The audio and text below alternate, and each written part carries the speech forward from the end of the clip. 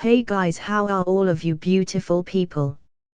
Hope you are doing fine, and yes, this is the next part of Reborn in My Hero Academia with cheats. Where a man is reborn in the world of My Hero Academia and forced to bear the burdens of his predecessors. Thankfully he has a solid quirk and an enchanted gift to see him through. Watch as he nukes the world timeline down the shitter and dominates his Hero Academia. Hope you like the video. Let's start. I spread out my trance across the stadium like a fishing net, gathering the audience's reactions. That's just like Haru-san. I expected nothing less from him. Taida said excitedly. Bakugo just tched in anger as Deku fell into deep thought, wondering why I hadn't told him this. Up in the stands, Mirko was grinning from ear to ear for some twisted reason I deemed too unimportant to glean. On the other end of the stadium, Endeavor was positively fuming with rage, his flames rippling outwards in ragged waves. His sidekicks were on task, frantically putting out the fires his anger had started. In the guard room, Death Arms and the crew were getting stink-eyed by Snatch and the rest of the heroes, as my speech had forced them to relive their recent and very public humiliation. Inside, Mount. Lady crushed the takoyaki in her hands as she glared at the screen with seething hatred, while Kamue desperately tried to hold her back from rushing into the field and ripping me a new one. Or trying at least. In the VIP seats overlooking the stadium, the sponsors and support company representatives looked on in worry, discussing whether this would lead to loss in the next term's revenues. Beside them, the object of my interest sat ruminating on my words. Nighty almost couldn't believe that a student had the audacity to say such a thing in front of a nationwide audience, and he liked it. Especially the part about a better, funner world. Good for me. Not so much for my parents sitting in the middle rows. Hearing my speech, my father almost dropped the camera. My mother was still shaken from my brazen declaration. But then again, they were simple poultry farmers. Of course they didn't expect their reserved and obedient little boy to challenge the whole country to a fight. Back at the podium, Midnight took the mic again, continuing the event. That was certainly odd. And full of twists. And very youthful, she moaned. Fucking weirdo. And with that, let's get started right away. The first game is what you'd call a qualifier. Every year many drink their tears here. Now here is the fateful first game. She said, as a screen holo projected behind her, running a slot machine. This year's, it's an obstacle race. She said, without even looking back at the result. It's obvious this was pre-planned. Why even bother with the slot machine thing if you're not gonna put in the effort? All 11 classes will take part in this race. The course will be the outer circumference of the stadium, about 4 kilometers. Our school's selling point is freedom. Midnight said, licking her lips. As long as you stay on course, it doesn't matter what you do. Now take your places, everyone. She said, pointing to the big red gate behind the students, as the 3 lights on it lit up green. The students rushed to take their place in front of the gate, as the lights started to go out, one by one. The atmosphere was tense, as everyone prepared to rush out full force. Too bad none of them were going to move even a single inch. I projected a pair of eyes on the perch of the gate, right below the lights, and another 2 pairs on the walls leading out the arena and behind the students, just in case. To be extra sure, I even projected an eye on the tarp at the roof of the open stadium, in case Shoto blocked my sight from all other angles with his eyes.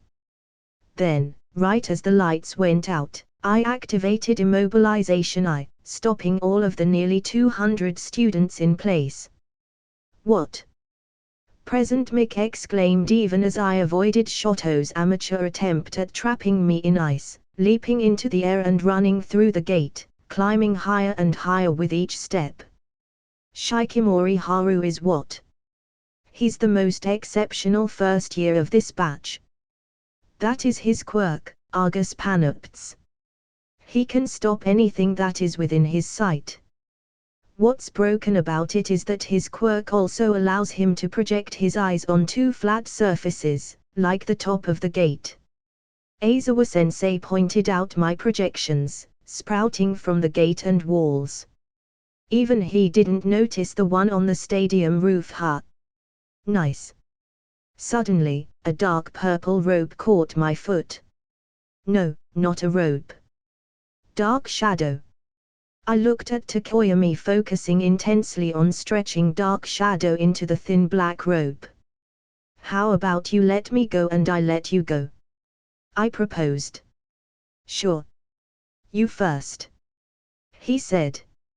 I released him from the bindings and he did the same, as he dashed away, trying to outrace me.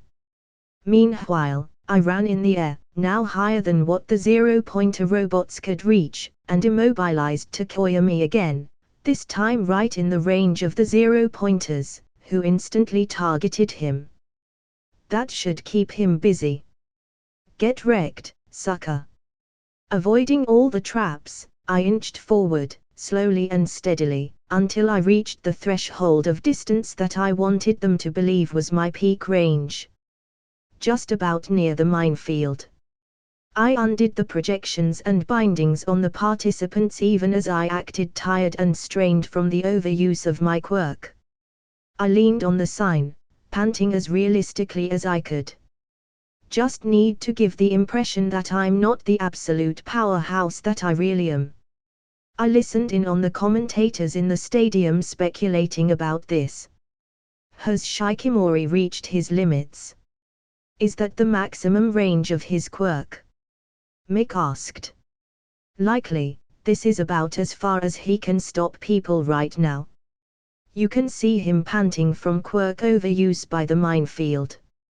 He has most probably used up his energy reserves and needs to rest. Aizawa-sensei replied. And what a shame. If he could have held on a little longer he'd have easily won the race too. Mick said. Good enough. Best get moving again. As the rest of the students made it to the robots, I stretched before the minefield and began climbing the air again, this time only a couple meters high, just enough to clear the minefield without incident. Oh! Would you look at that? Shikimori Haru is back in the game. Has he recovered already? 'Cause that was fast. Mick said. Obviously not. See, he is barely keeping himself in the air, just above the ground. He's still exhausted. Aizawa-sensei explained. But he's pushing on anyways. That's the spirit of Plus Ultra. Present Mick encouraged.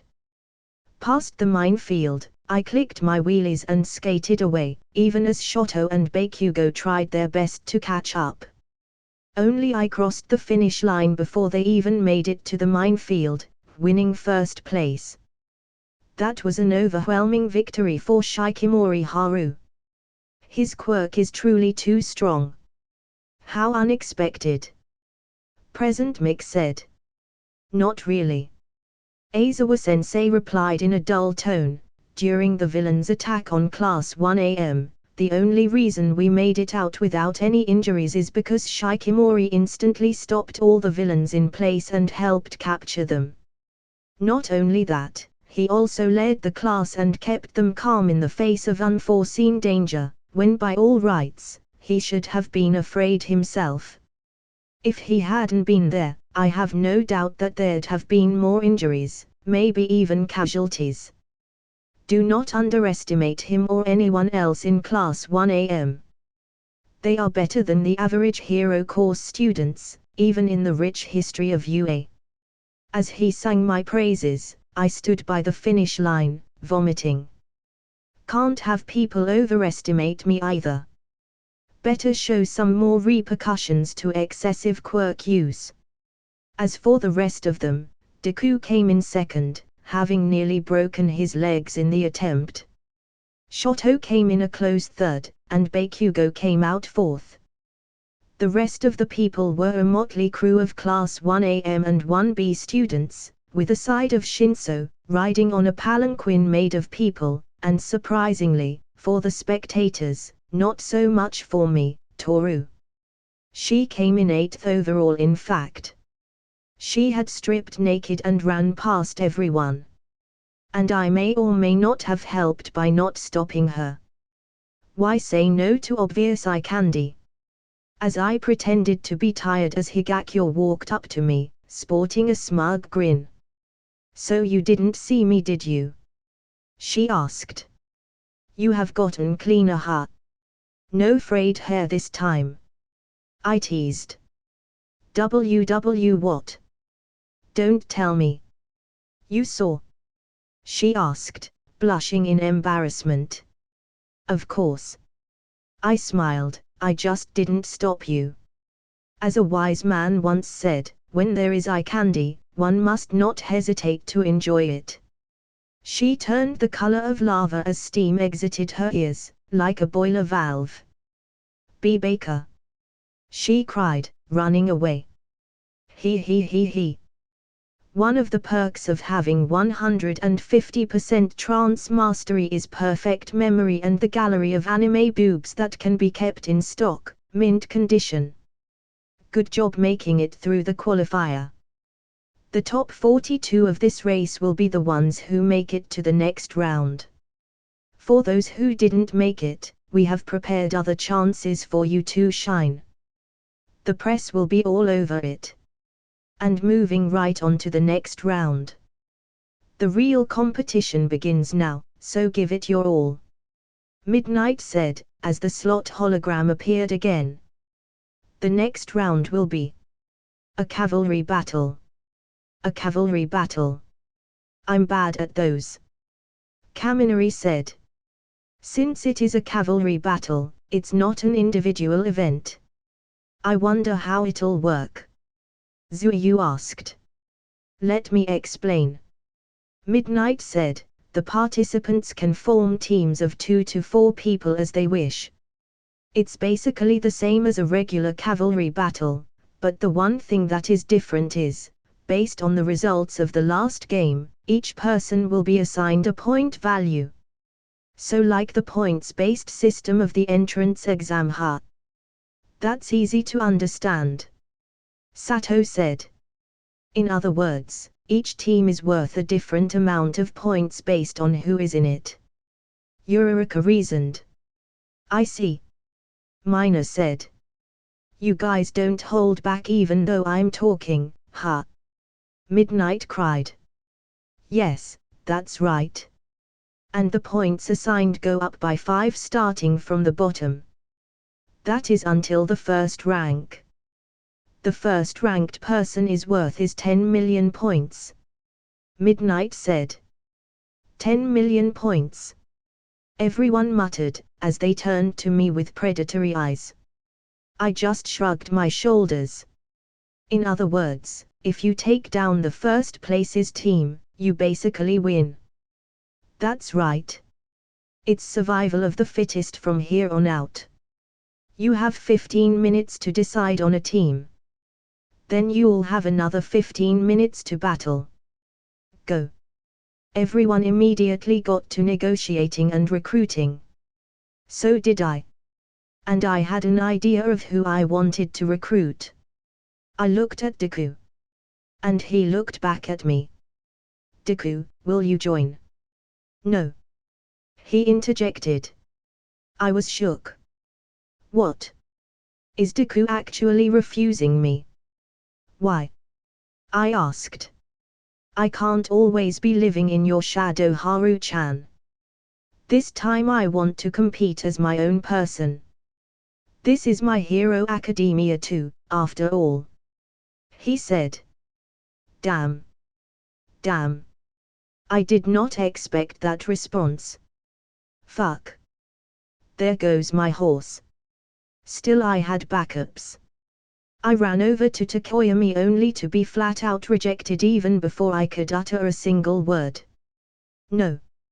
You betrayed my trust in the obstacle race. I'll have my vengeance, he said. Fucking Chuanibiao bastard. Never mind. On to the next one.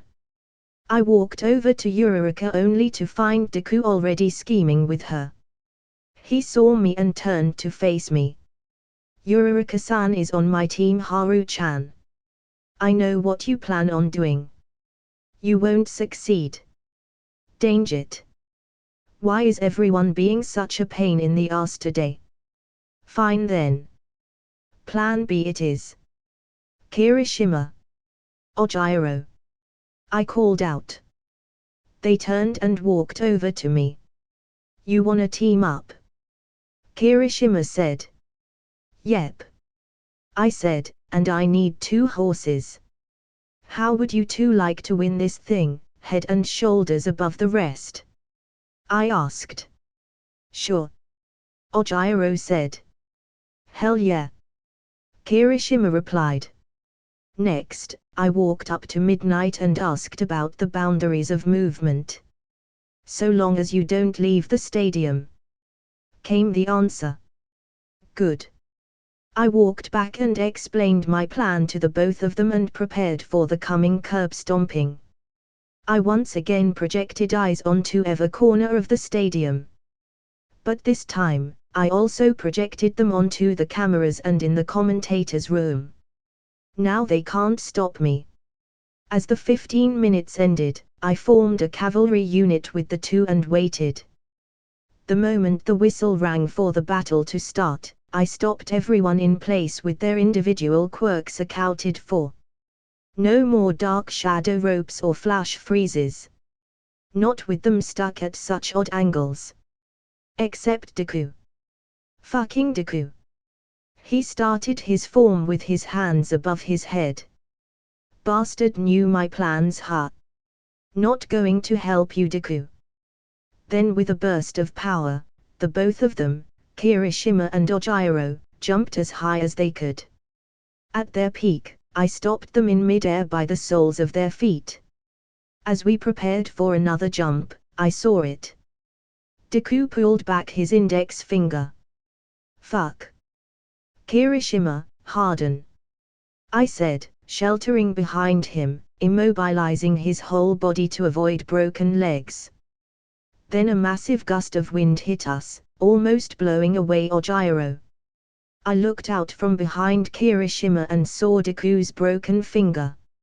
I immediately froze all his individual fingers in place. No more air bullets for you. All right. Jump. I said. Only nothing happened. Kirishima. Are you all right? I asked, only now looking at him. His hardening was all cracked from the pressure, and blood seeped out at some points. Kirishima, if you can't handle it, we can just. I said, as he interrupted me.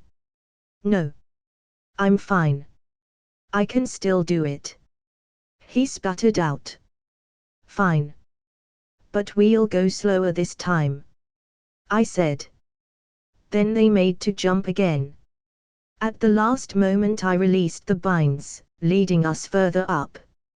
Inch by inch, we made it to the peak of the stadium. Next, Ojiro spread out his tail between his legs, and I stopped it and his torso in place horizontally, using Ojiro as a staging platform, while Kirishima climbed on.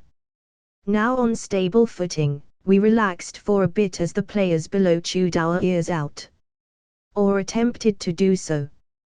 This high up though they sounded like mice screeching in the sewers. So we just wait them out now? Kirishima asked. Heh. Why wait it out when we can take all of their headbands and leave them utterly destitute? I said. How? Ojiro asked. Wait, watch and enjoy. I said, sitting down on Ojiro's chest and activating remote control. One by one, I carefully pulled off the headbands from the now despairing teams. Ah! Their pained moans. Music to my ears. Kirishima looked at me weirdly. That's messed up, man. He said. Oh, come on.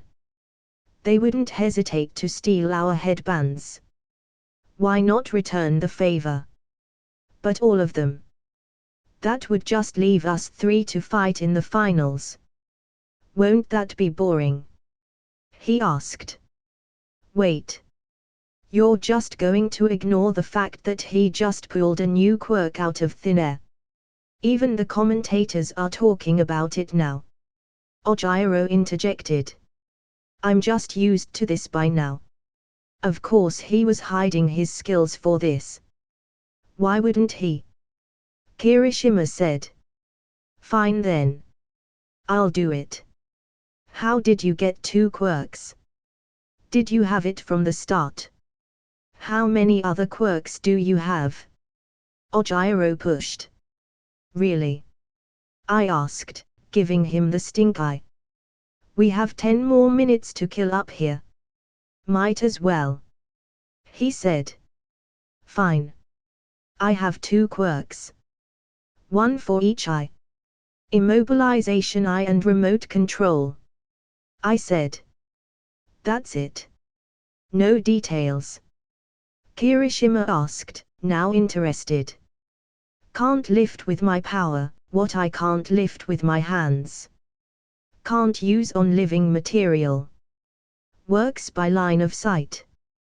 1 item at a time. I explained. So you can't pick up a car? Ojiro asked. No. Not yet at least. Maybe someday. I said, lying. I could play table tennis with shipping ships by now. A car was nothing to me.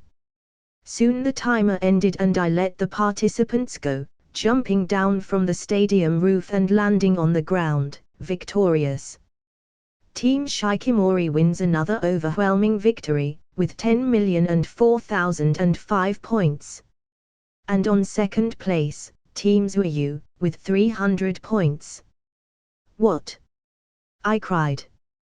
Wait. How? Ojiro asked, as Zuyu vomited a bunched-up slog of headbands. Oh. That's how? Kirishima said. As for the other teams. Too bad. Or not. To make things interesting, we are making up the rest of the next round's participants from the top positions in the race. In order, the following students get promoted as wildcards to the next round. Midnight pointed at a screen behind her. Shikimori Haru. Kirishima Ijiro. Ojiro Mashirao. Zuyu Ajue. Mineta Minoru. Shuji Mezo. Ijuku Midoriya. Shoto Todoroki. Bakugo Katsuki. Taida Tenya. Juzo Honinyuki. Hitoshi Shinso. Takoyami Fumikage. Ibara Shozaki.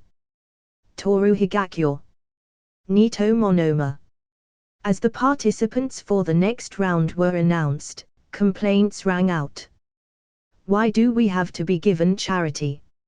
Shouldn't he be disqualified for excessive force or something? Honinyuki asked. Yeah. That is too much. He took all of our headbands. The only reason he couldn't take Team Zuyu's headband is because they swallowed it. Which they should be disqualified for too. The headbands are supposed to remain seen. Ibara complained. I want a rematch. Let me have a go at the bastard. I'll kill him alive. Bakugo screamed. I don't want your pity. Bakugo is right. We deserve a rematch. Haru-san cheated by projecting his eyes on the stadium walls. That goes out of bounds. Shoto said. Others joined in on the rematch agenda too, as their shouts resounded across the stadium. Deku on the other hand, just stood in place shell-shocked at the curb stomping I had just dealt them all. Now. Hold on. Midnight tried to calm them down, to no avail. I sighed. These people are in desperate need some good swooping. I walked over Midnight. Midnight-sensei, if you don't mind, can I say something? I said, pointing to the mic. Sure, I suppose. She replied. I climbed the podium again and took over the mic. Now listen here, you little shits. I said with a loud and stern voice. I won fair and square. Whatever I did was within the bounds and the rules. And so did Zuyu. We were allowed to use our quirks within the stadium, to protect the headbands. Swallowing stuff is part of Zuyu's quirk, frog. Therefore, Zuyu hasn't done anything wrong. I said, nodding at Zuyu, who nodded back in appreciation. As for me, whatever I say will not convince you sore losers from bitching about it. I could say that Shoto's use of his ice wall that clearly crossed the boundary of the obstacle racetrack when he froze the 0-pointers, should disqualify him. Shozaki's vines also crossed the same boundary when bypassing the 0-pointers. Honinyuki's softening that slowed down the other competitors by the minefield also spread out of bounds, as you can see by the 3 trees that sunk into the ground right by it. If you insist that I be disqualified for projecting my eyes onto the stadium walls, then so should you. I scolded. But that won't stop you, so here is another proposal. I will fight any of you from the top 16 participants, all at once in the arena. I won't even project my eyes outside the bounds of the arena. And if you manage to push me out of bounds, I'll admit defeat. Of course the same goes for you. If I push any of you out of bounds, you will be considered defeated and will no longer fight me. Would you like that? I asked. Suddenly their mood shifted, like an unexpected breeze on a hot summer day. Yeah. Sure. Let's do it, you bastard. Yes. Came the replies. As I turned to Midnight. Can we do this, Midnight-sensei? I asked. It's not the usual fare for the sports festival. But then again, this isn't the usual sports festival either. And it's very youthful tilde, so all right. I'll allow it. She said. Great. I said, but I have one condition. For all of you. If you participate and lose, you'll have to refuse all scouting offers for the next whole year. Naturally, I'll do the same. So, are you brave enough to rise up to challenge? What a bold proposal from Shikimori Haru. What is he thinking? Can he win? Mick's annoying voice sounded out over the speakers. Haru is certainly confident in his chances. But I get the feeling he is hoping that the risk of the bargain will reduce the number of participants. As it stands though, he will be proven thoroughly wrong. Aizawa-sensei commented. Now there weren't so many enthusiastic responses as the mood dulled again. The offer was fair. They couldn't say anything about that. Still, 9 people stepped forward. I'll do it, said Shoto. Sure. Just don't come crying when you lose, Honinyuki said, stepping forward. Why not? Shozaki replied. I'm not afraid to lose, because I won't, Bakugo said. Deku stepped forward without a word, as did Taida. How bold of you. And after you warned me against it too. Shinso mocked. If that is my fate. Tokoyami muttered. Get ready to be crushed, class idiot. Monoma cackled. Very well then. Let's do it. Cementos-sensei, if you will, I said. Cementos nodded and walked over, creating a stage 11 by 11 and 1 meter tall.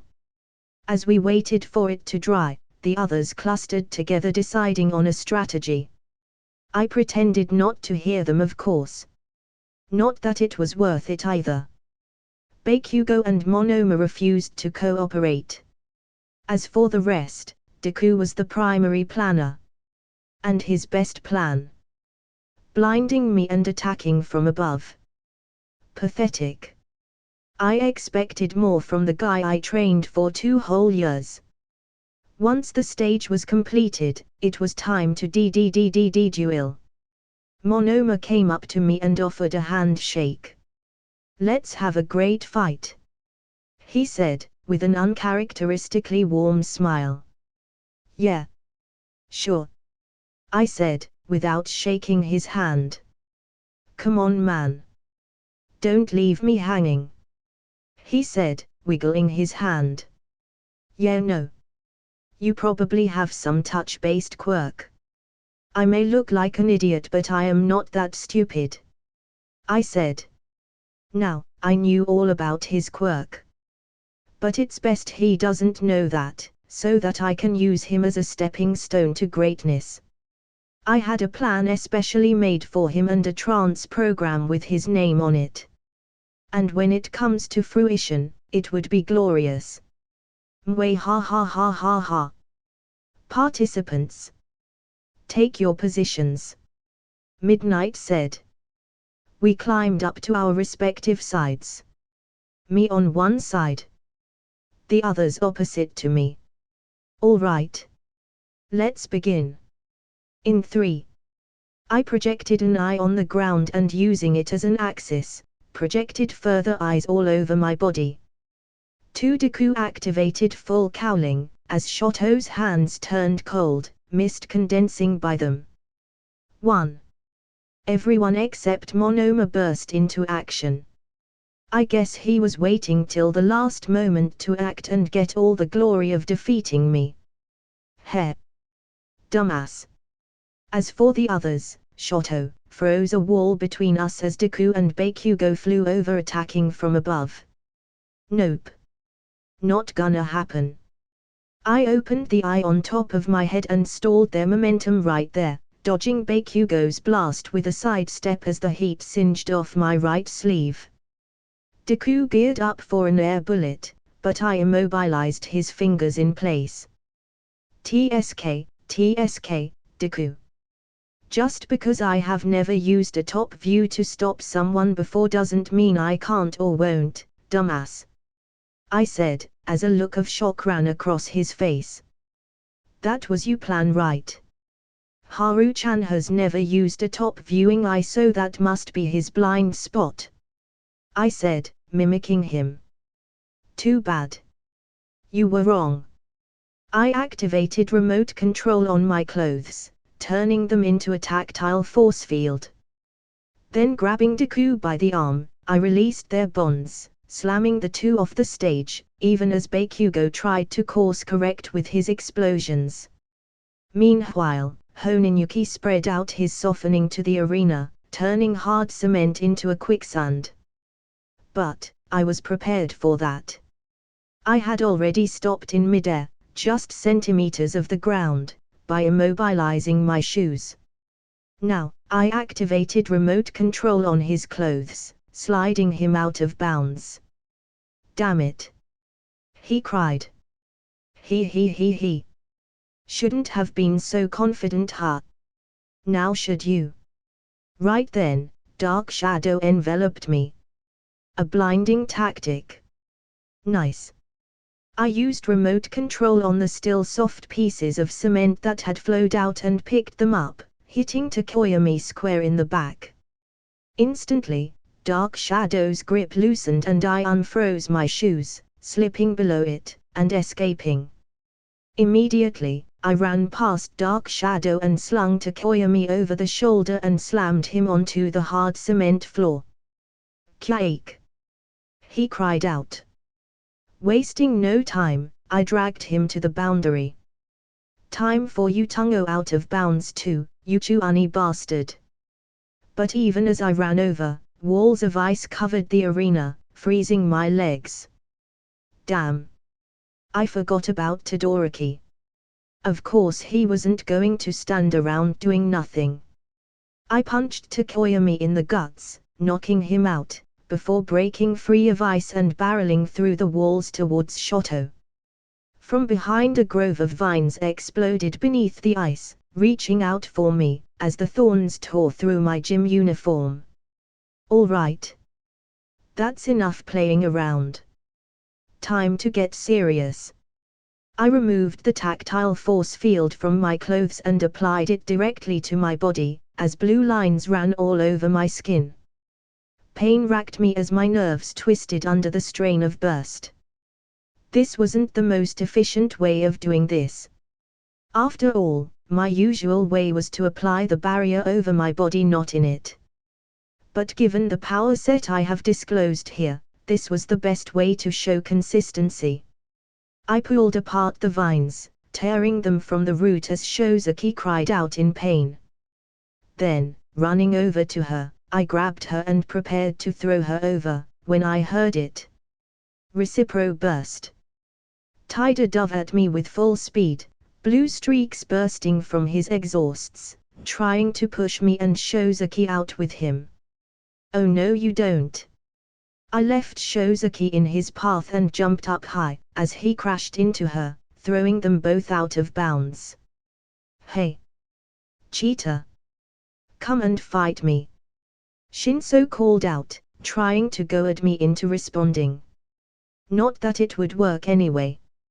I had a 150% mastery of trance. He couldn't even dream of mind controlling me. What's up, Candy Boy? Charging straight ahead. Even after I warned you. I responded, looking him dead in the eye. Ha! Not exactly. Now walk off the stage. He said. I felt a string of force trying to invade my head, only to be crushed like an insect. Now why would I do that?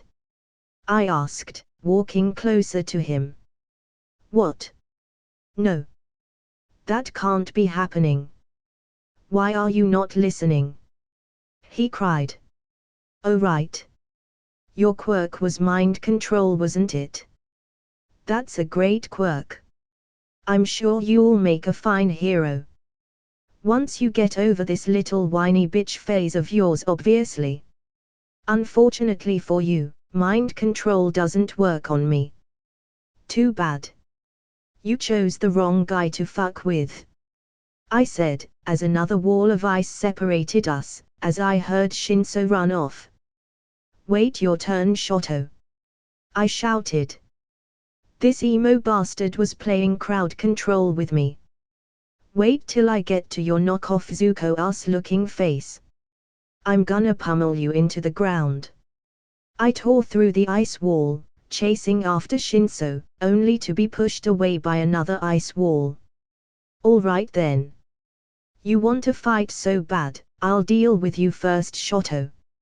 I said, stomping the ground, as a shockwave cracked away the ice, sliding it down the slope created by Honinyuki's quirk, dragging an unconscious Takoyami out of bounds.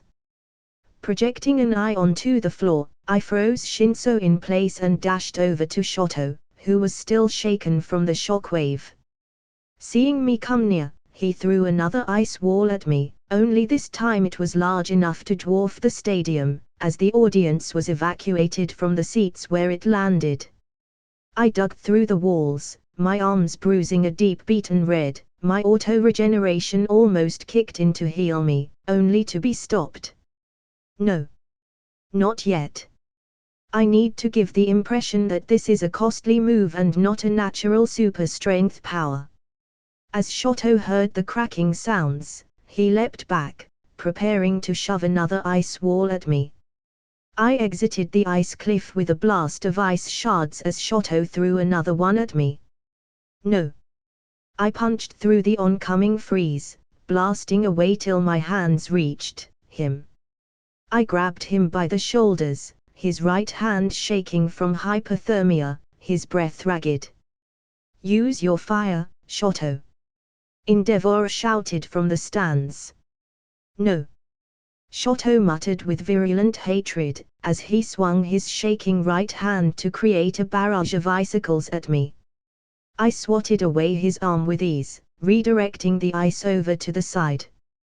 Why don't you use your fire? I asked. I won't. Because he is here.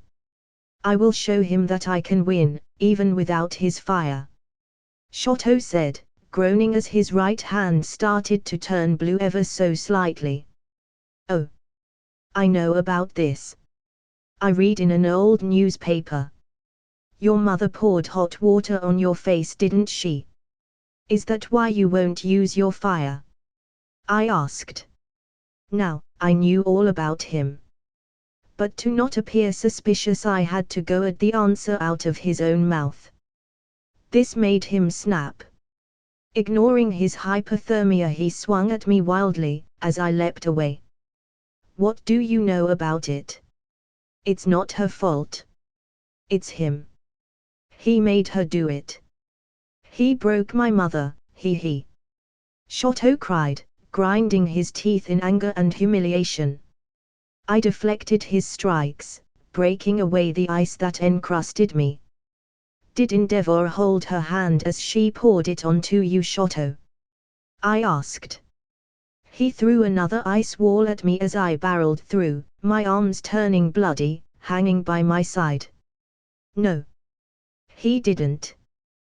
But he treated us like tools. He beat it into us. You have to surpass All Might, he said. He never saw us as his kids. We were just tools to him. Tools to surpass the number one hero. To do what he couldn't. That's why. I will not use his fire.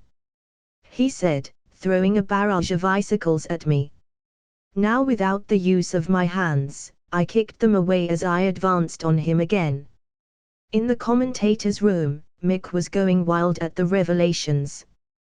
Did we just hear something amazing, ladies and gentlemen?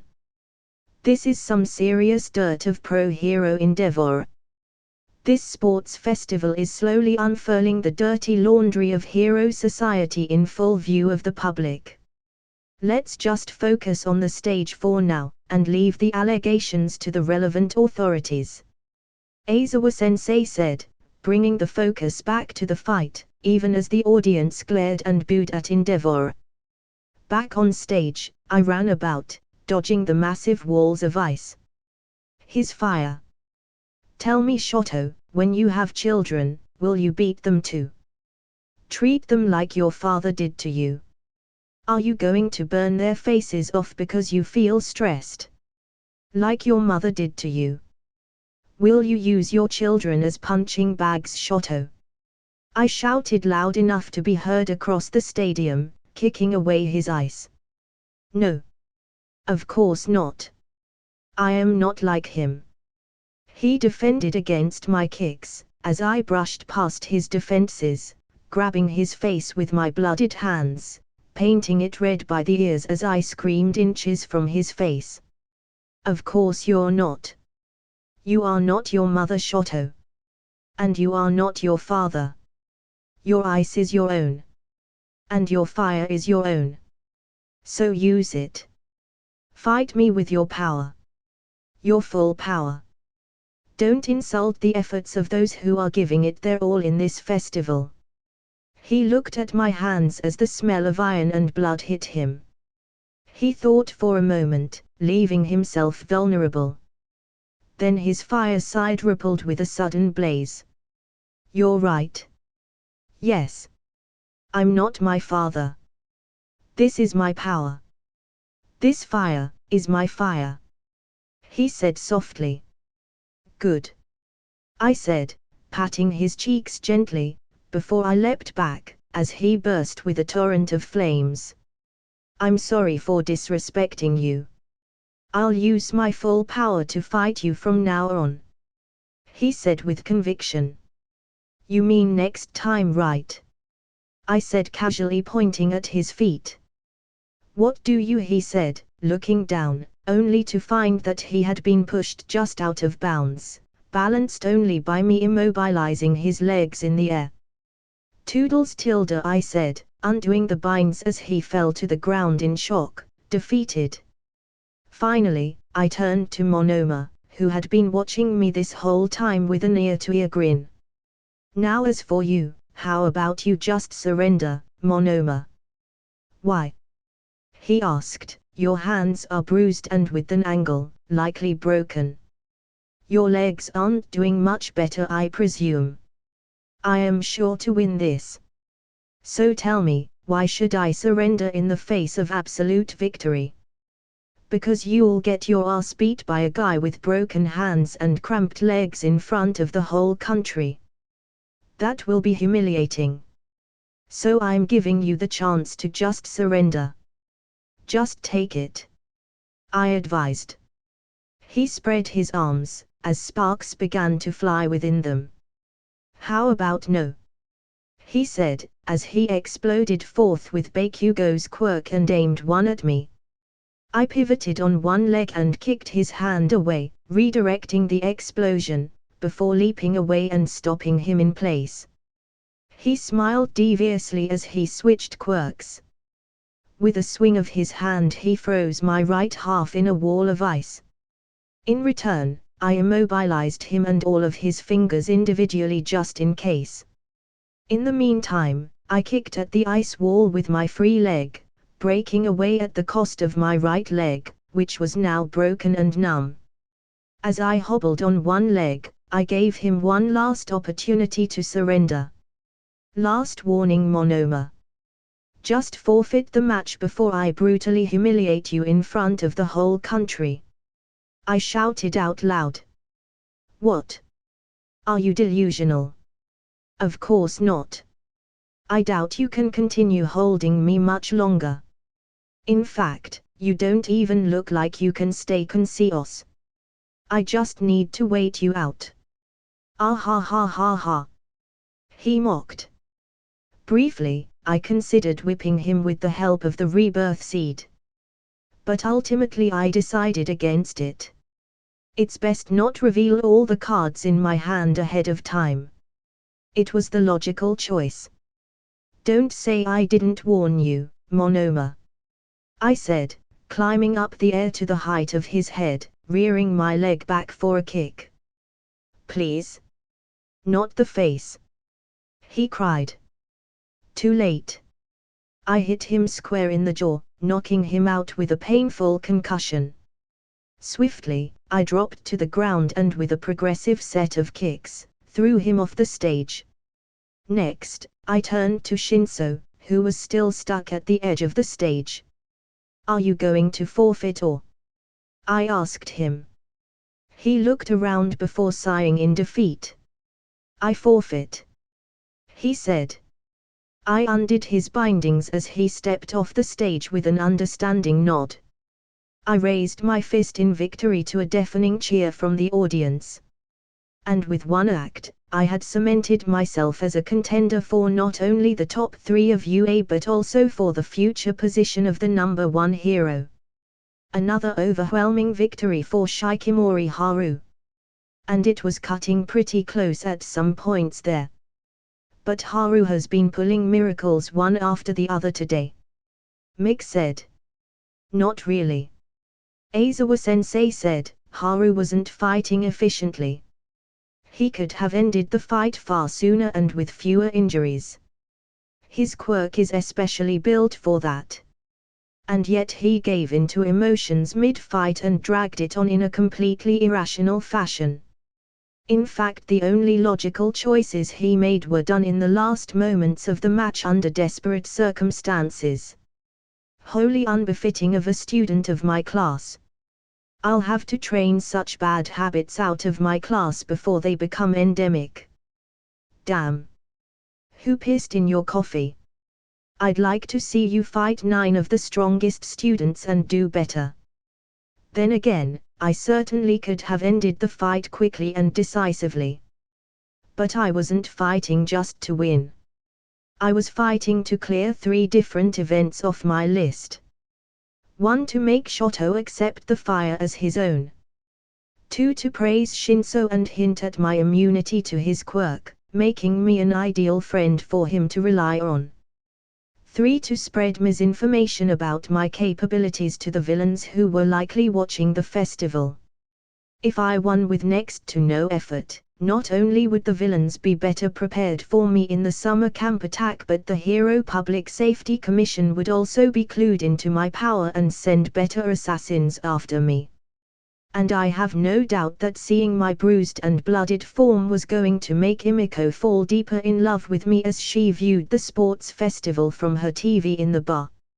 And I was planning on getting laid tonight.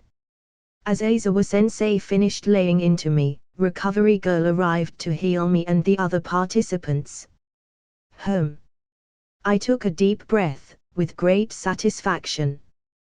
This was a fruitful day.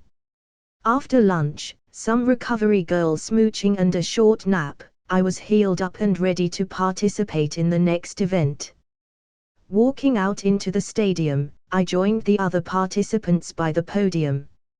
Now that lunch is done, it's time for the last event of the day. The battle tournament. Or at least that is what it was supposed to be. Unfortunately or fortunately, our mini battle royale has already shown us who would win it. Midnight said, and to my surprise, there were no more protests. So to make things interesting, we are changing the last event into 2 separate ones. And the first of the 2 is, Midnight said, as the slots spun behind her, Botaoshi. The participants will form 2 teams of 8 or 4 teams of 4 and pick 1 pole each. Your goal is to topple the poles of the other team. The last team with their poles intact and standing will go on to a short battle tournament to decide the winner. Interesting. A game specifically made to hinder my power. Not to mention the choice of teams. If we pick 2 teams of 8, we'll have more competitors in the tournament but also a greater chance at showing off our powers.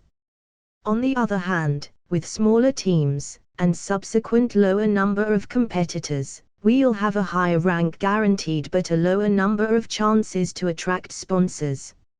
And the team selection will be important too. For example, if too many strong people gather in one team, they'll win easily in the pole toppling but have a harder time in the battle tournament. But to me it doesn't matter. All the character events I wanted are over. So now, I can take the shortest route to number 1 in the festival without hesitation. No need to waste time in stupid interactions. I immediately walked over to Zuyu. Zu-chan, join my team. I said. Sure. But why me? She asked. Easy competition. Resourceful quirk. You need more reasons. Not like you haven't figured it out yourself. I said. I did, but aren't you a bit too blunt about it? She asked. You want me to lie and say that I cherish you as a fellow teammate and give a tearful speech? No. That would be creepy. You're right. It's better this way. All right. Let's get Kirishima. I said. As I walked over to Kirishima, Shuji approached me. I want to be on your team. He said. I can be of. I cut him off mid-sentence, and replied. Yeah. Get on board. Kirishima saw me coming and shook his head regretfully. Sorry, I am already on Bakugo's team. He said. Really? That's fine then, I suppose. I said, with a shrug. Yeah, sorry about that. He replied and went back to his team. With Kirishima out, I scanned the field for another player and spotted her. Toru. I called out. She turned to look at me and immediately looked away with a blush. Damn. Is she still stuck on the obstacle race thing? Toru. Wanna join my team? Away way way way way. She muttered, holding her face in her hands, shaking her head.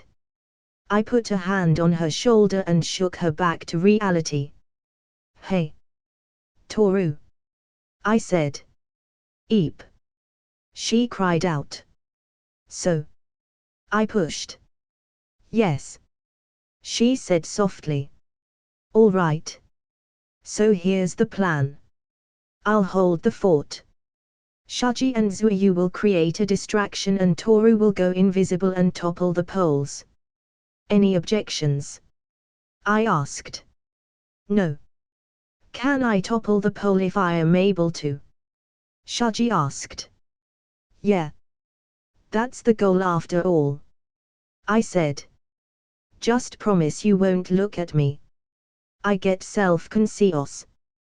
Toru requested. Of course. Let's do our best. I replied, my fist forward, as they each bumped it. Setting up our pole in one corner of the arena, I took my position in front of it, projecting an eye into the ground behind the pole and steadying it at 3 different points with immobilization.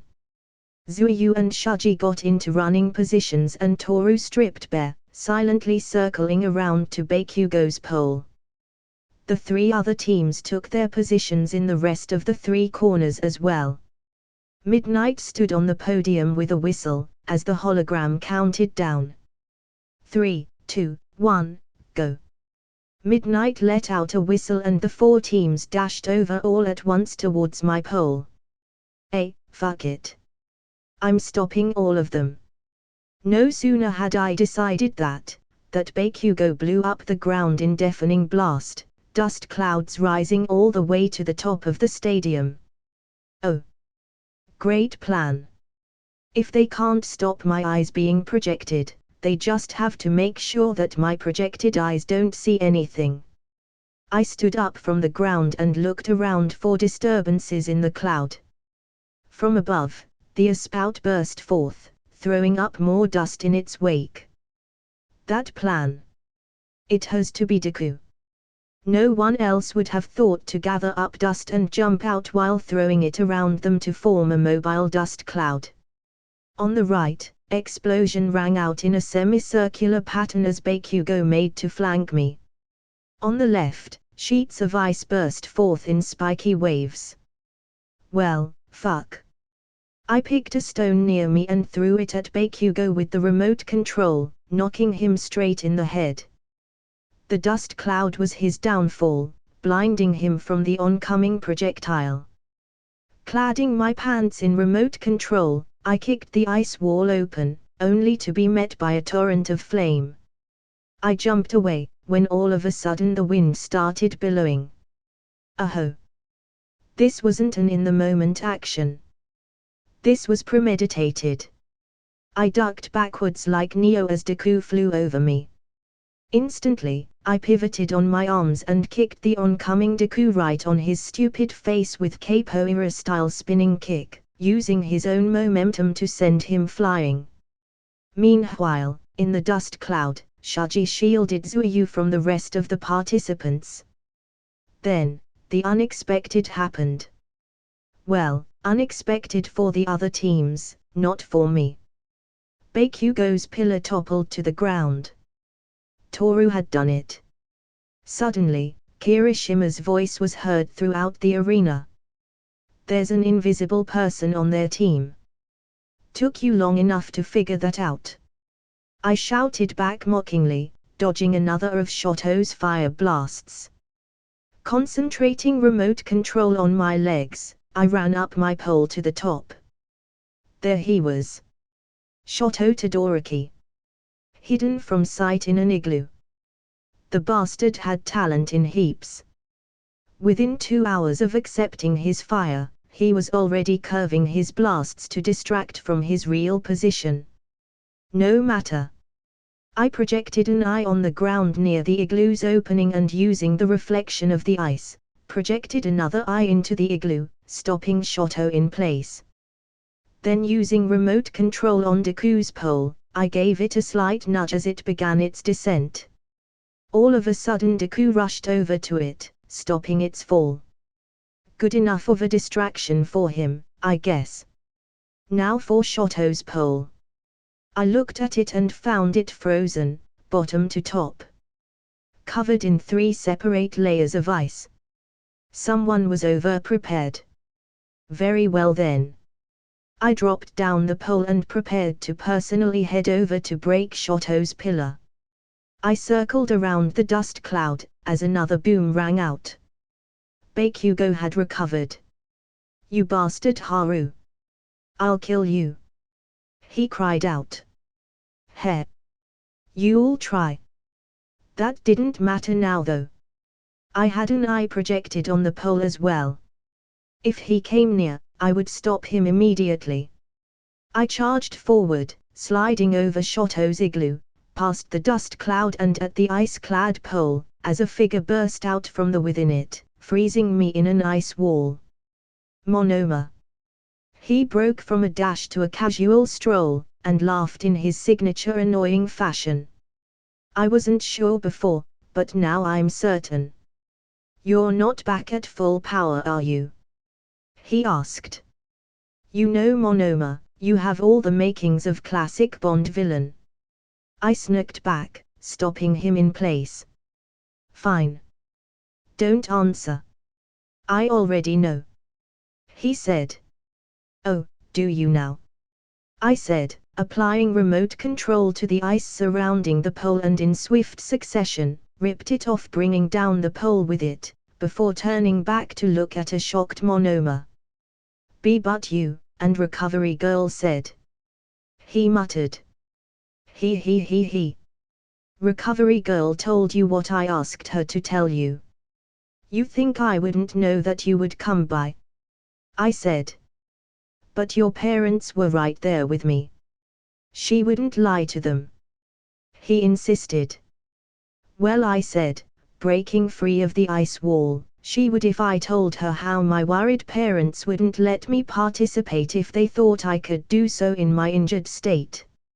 So I figured, if they didn't think I would participate again due to my injuries, they wouldn't expressly forbid me from doing so either. And according to the UA rulebook, if my parents don't tell me not to participate, I can continue to participate on a technicality. I said gleefully. On the bleachers, my mother cracked her knuckles in anger. This brat. He's getting grounded for the whole month for this. She said. My father just chuckled away at the antics.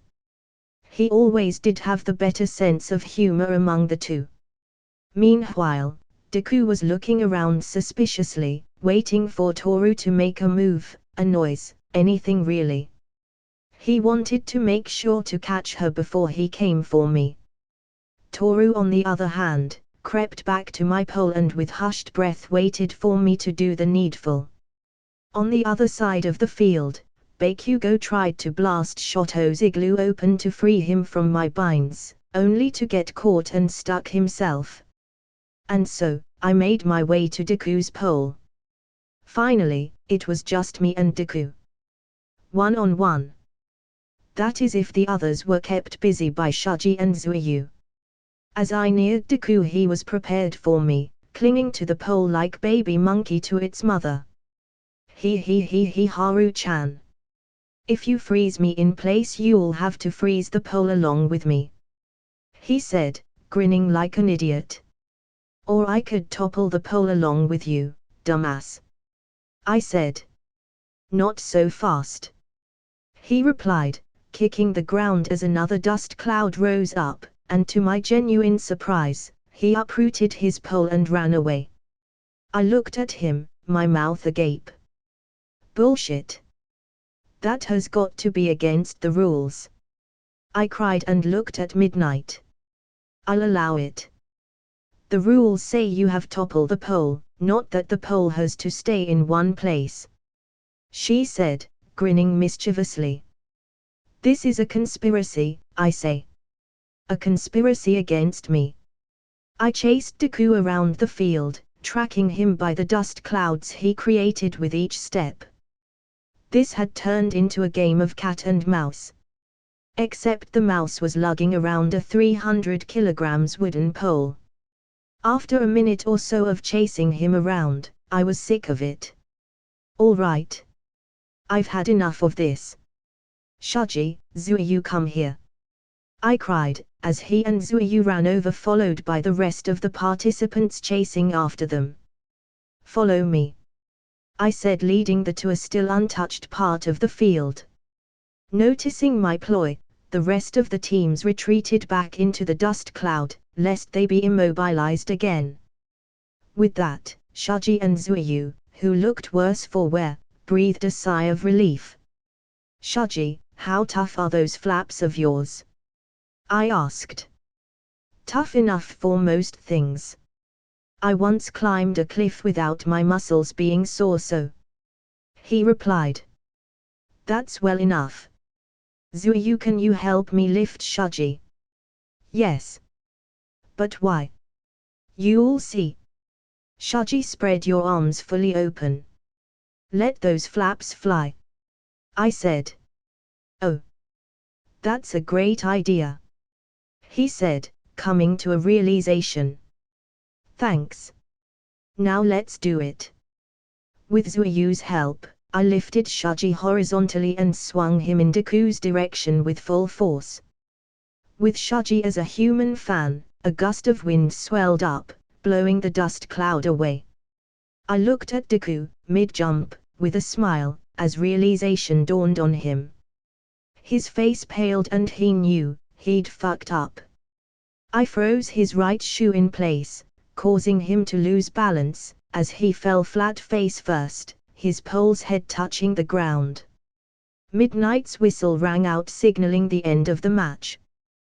Team Haru wins the match.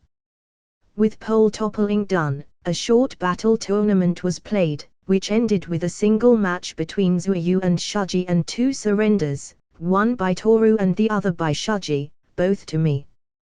The final rankings stood with me as the first place winner, Shuji at second place, and Zuiyu at third place. As the runner-up, Toru got plenty of attention too, despite her invisibility. And thus ended the sports festival, with Canon deviating ever more, under my not-so-gentle guiding hand. I walked into the changing room, at last, and prepared to take a shower before leaving for home with my parents. As I took off my shirt, I felt a familiar presence behind me. A smile spread on my face as I turned around to face her. What are you doing here, Imi? Before I could finish, Imiko was pushing me into the wall, running her hands over my chest, locked in a passionate kiss. As we parted, I looked at her lust-ridden face and caressed her cheeks. What are you doing here, Imiko? In fact, how did you even get in here? I asked, even as she pulled off my pants. Seeing you like that, fighting on the stage, giving it your all, I just couldn't stop myself, she said between panting breaths, taking off her skirt.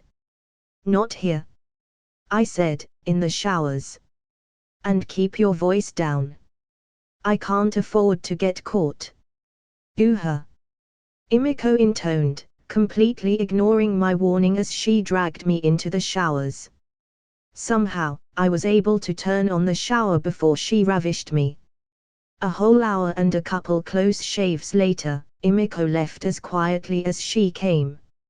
As I exited the stadium, my parents were waiting there for me, my mother fuming and my father looking mildly annoyed. What took you so long? My mother asked. I am still hurting from the injuries, Mama. It's easy to pull a muscle of tear up a suture while taking a shower with injuries like mine. So, just to be safe, I did it slowly and carefully. I lied. Aha. My mother pushed, unconvinced. Come on, Mama, I just won the sports festival. At least congratulate me. Aren't you happy for your son? I asked. Her expression softened. Of course I'm happy, Haru. But, it's just that I worry for you, for your health. Like when you challenged those students to a brawl today. What was the need to do that? Why would you go so far as to hurt yourself to prove a point? Is your pride that important? As it is, you don't tell us much. Even when you get injured, we learn about it from someone else. When you do something good, the police has to tell us about it. What sort of boy doesn't tell their parents about saving Tokyo, huh?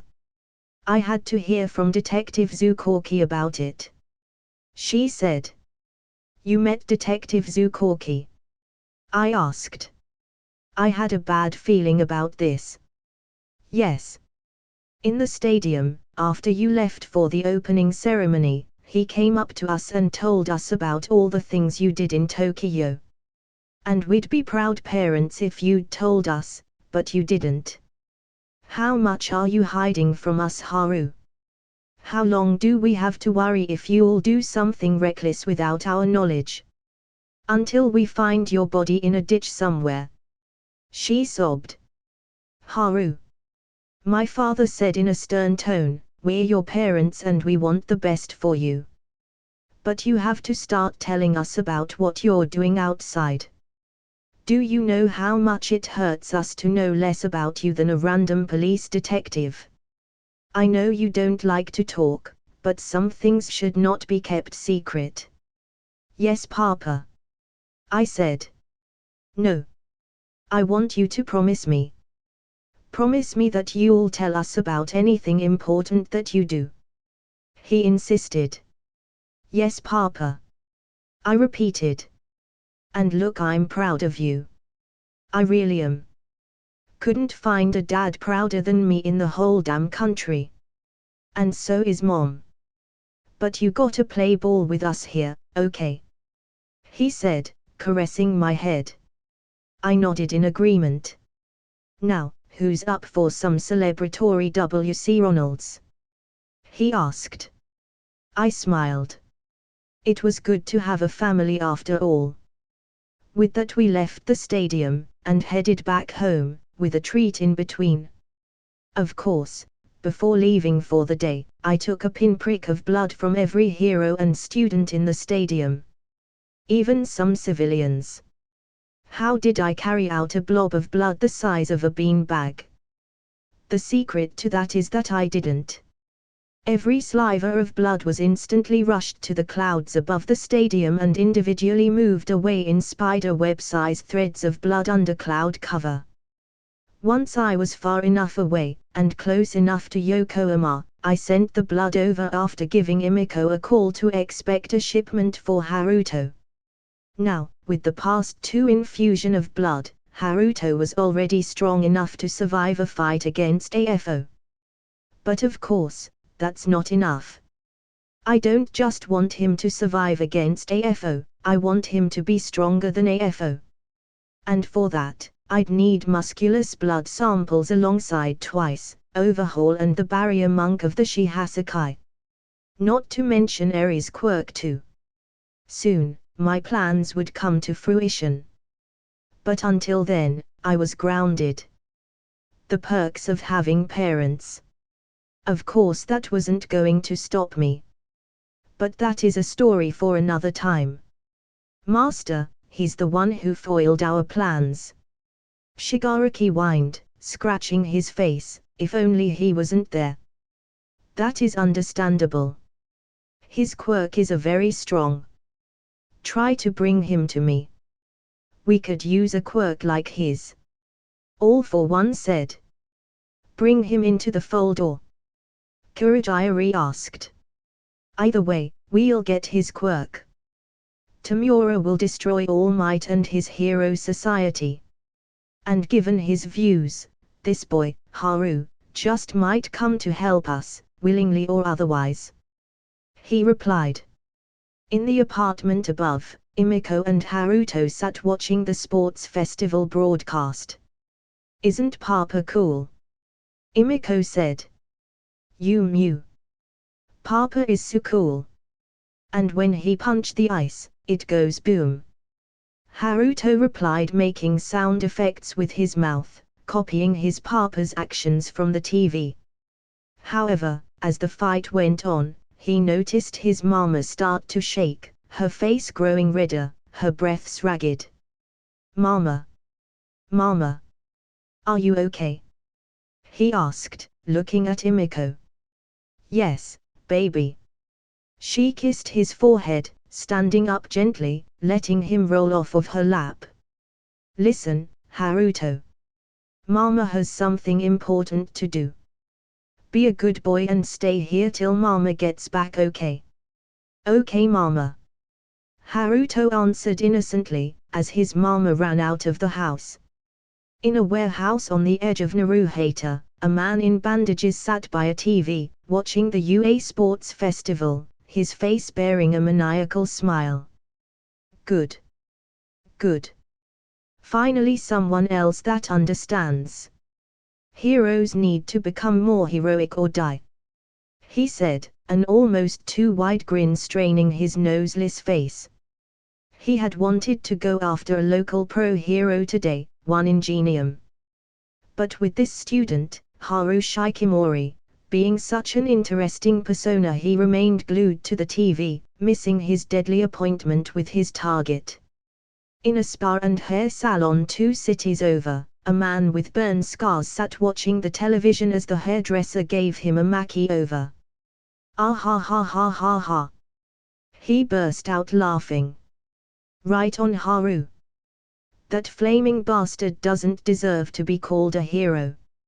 He and his kind should just die. Sir, please don't move.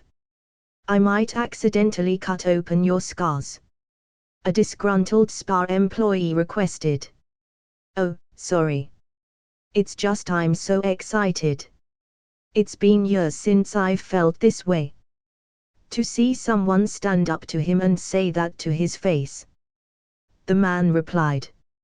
In a rundown theater, a man in a trench coat watched the broadcast on his phone and smiled. "He sure has a good sense of showmanship," the man muttered, twirling his cane in his offhand. In a subsidized housing development in Setagaya, Tokyo, a man with reptilian features sharpened his knives, watching the festival intently, nodding occasionally with praises and agreements.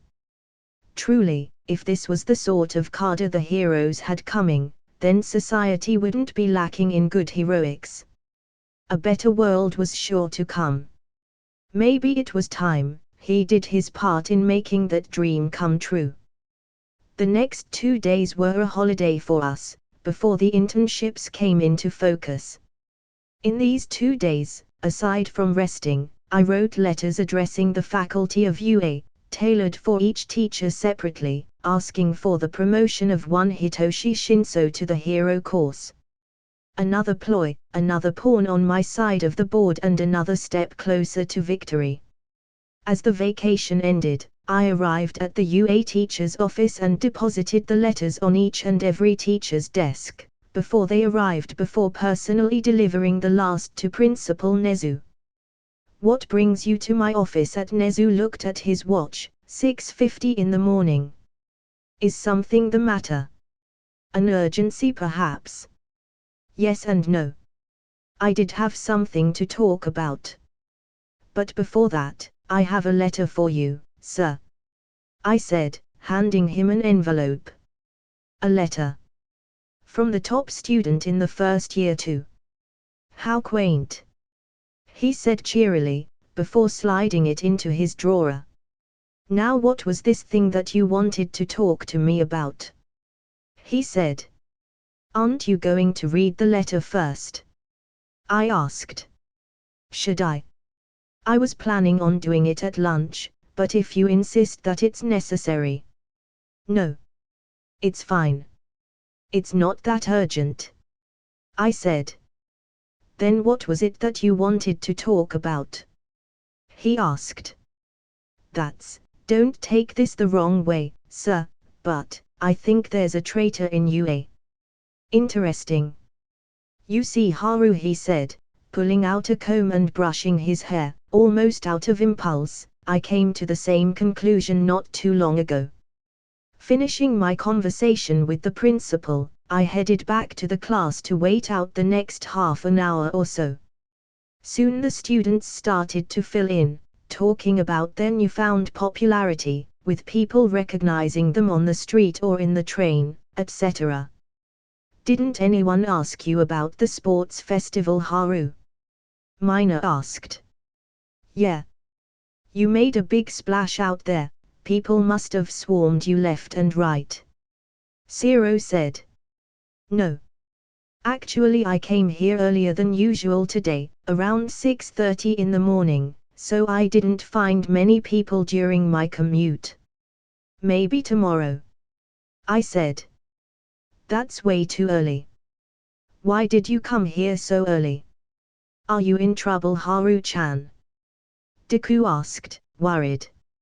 I ruffled his hair, and answered. "No.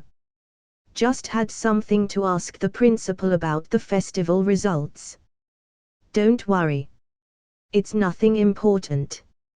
He looked at me suspiciously, before returning to his seat, as the bell rang, indicating the start of the day. Aizawa-sensei walked in, and the class settled down. "Good. It took you less than 2 seconds to settle down. That's an improvement," he said, dully. "Now on to today's class. We're having a special hero informatics class today." The class suddenly began to panic. After all, Aizawa-sensei and special classes had left a bad taste in our mouths over the past month of school, what with the myriad of surprise tests, threats of expulsion and sudden quizzes on hero laws, filled with trick questions he had used to torment us. "Code names. You're going to come up with code names for hero work," he said, clearing up our misunderstanding, as everyone heaved a sigh of relief. "We're gonna do something super exciting." The class cheered, only for Aizawa-sensei to glare us down immediately. "This is related to the pro hero draft picks I mentioned other day. The drafts begin in earnest in the second and third years, after the students have gained experience and can become immediate assets to the pros. In other words, for them to extend offers to first years like you shows that they are interested in your future potential. These offers are often cancelled if that interest dies down by graduation," he said. "Damn it. Adults are so selfish," Minter said, slamming his fist onto the desk. "So we'll have to prove ourselves once we get picked, huh?" Mina said. "That's right. And here are the totals for those with offers," he said, pointing at the screen behind him, and clicked the projector remote on. The offers were wildly different from canon. Except one, that is. Shoto Todoroki with over 4,000 offers. Being a handsome son of the second-rank hero has its perks, huh? I received far fewer offers at a grand total of 18. Fucking 18 offers. And I won the damn festival.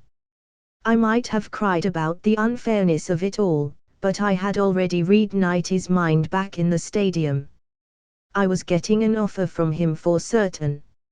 So it didn't matter much if I got 10 offers or 1,000, I could choose only one after all. "Sensei." Taida raised his hand and asked, "Why did Haru get less offer than Shoto, even though he won the festival?" I was wondering that too. Even I got more offers than him, Zuyu said. Aizawa-sensei sighed before answering. "When you talk about destroying hero society, you shouldn't expect many offers from heroes whose livelihood you just promised to ruin," he said, looking at me. I just shrugged. I figured it was something like that. Though I hope you guys remember that you lost the bet. You can't take any of these offers, I said, smiling mockingly. You don't need to remind them. The school has automatically rejected the offers provided to the students in question, Aizawa-sensei said. The school did. Deku asked. Yes. That is your punishment for participating in open gambling in full view of the nation and then losing 9-1. Pathetically at that too. Aizawa-sensei answered. Wait, my offer hasn't been rejected, has it? I asked. No. We were going to, of course. Unfortunately, the PR disaster you were likely to cause in the scenario we did, was enough of an incentive for us not to. He answered, disappointed. Heh. Smart choice. I said.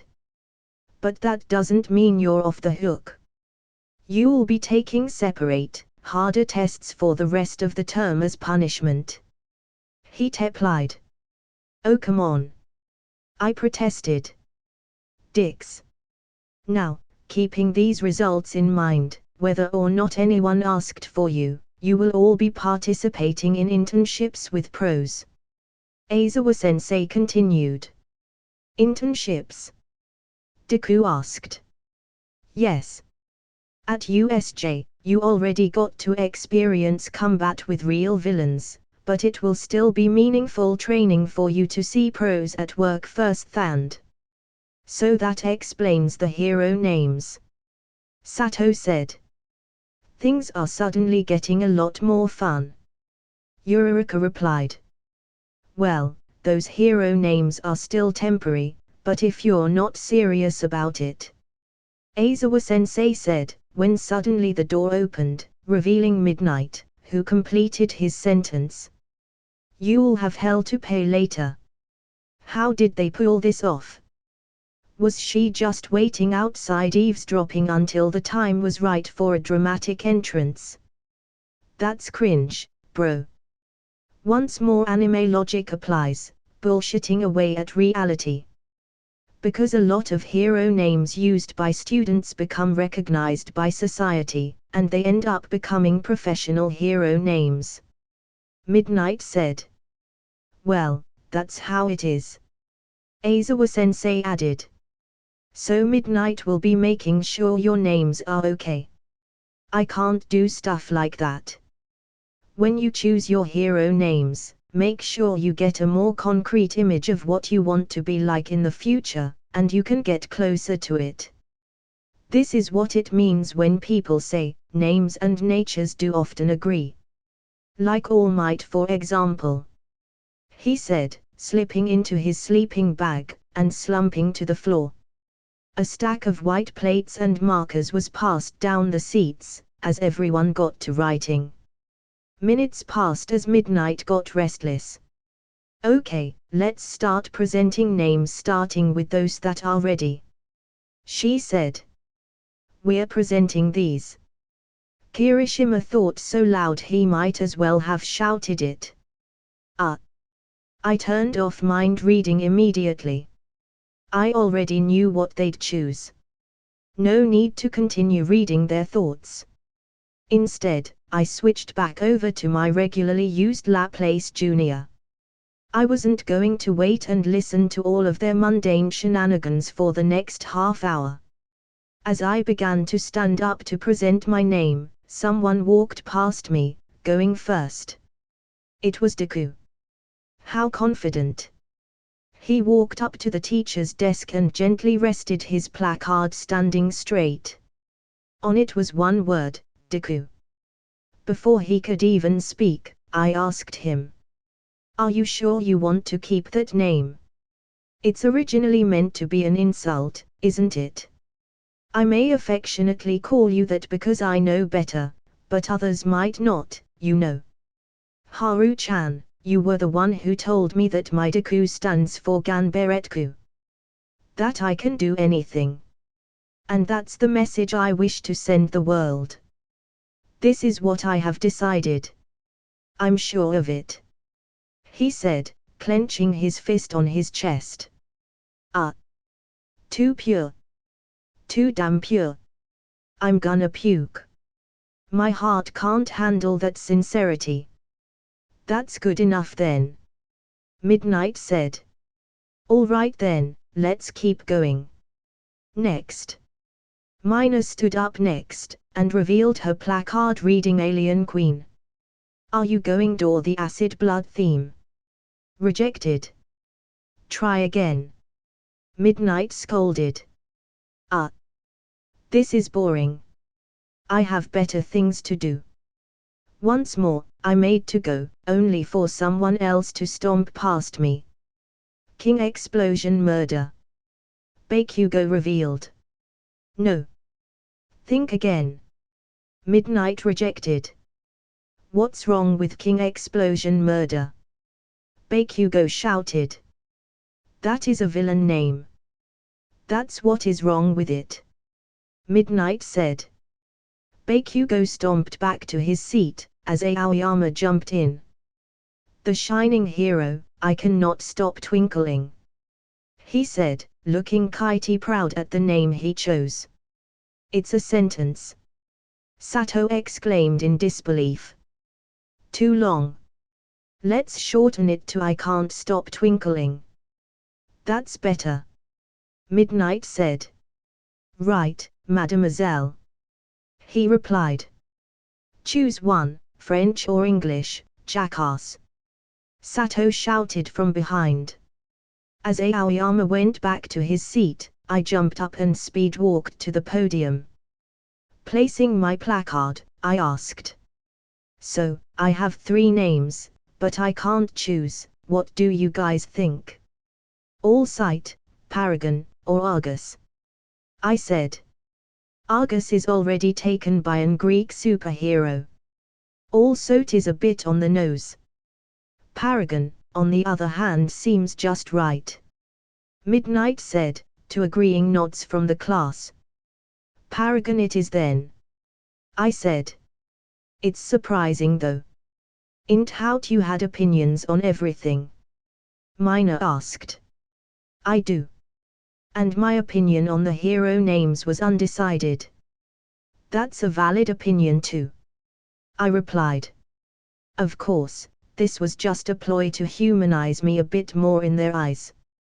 I had already decided to be Paragon years back. Nothing would have changed my decision on that. As I returned to my seat, the class continued, with everyone revealing their names until it was Tida's turn. He showed his placard with just his name. Why not pick something like Jetburst or Roadster? Kaminari asked. That, I just haven't figured it out yet. He said. Those are some great names though. Or something like Ingenium V2 or some such. I said. Oh, you don't get to talk about Mew, brother. He snapped, seething in anger and hatred. Hold on, what up with you? I asked. My brother is in the hospital because of someone who thinks exactly like you. Some anti-hero vigilante who hunts down the impure heroes. He said. Oh. Shit. Right. The Stain arc begins with Ingenium being hospitalized. I figured I had stopped it with my interference with Naruhata and the sports festival. But apparently not, huh? Guess there's only one way to stop ideological monsters. Look, I'm sorry for what happened to your brother. I don't know.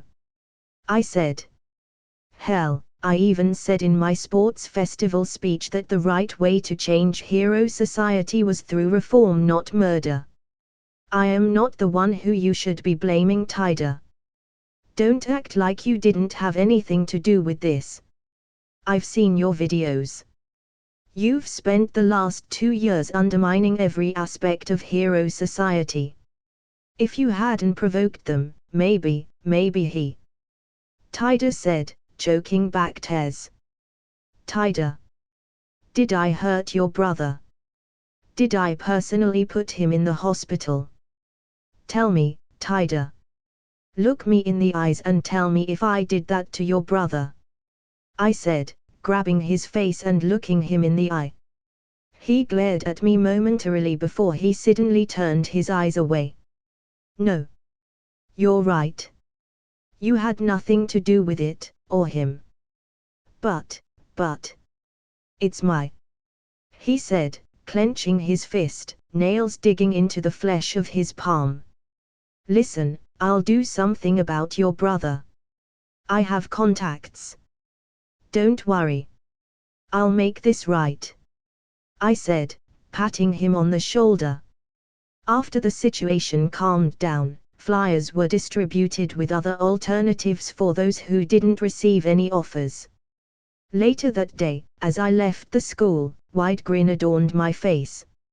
My plan was a success and it was time to get another 2 pawns in my arsenal. That's it guys. Hope you like the video. Like, share and subscribe the channel if you like it. And tell me in the comment section down below if you have any recommendation.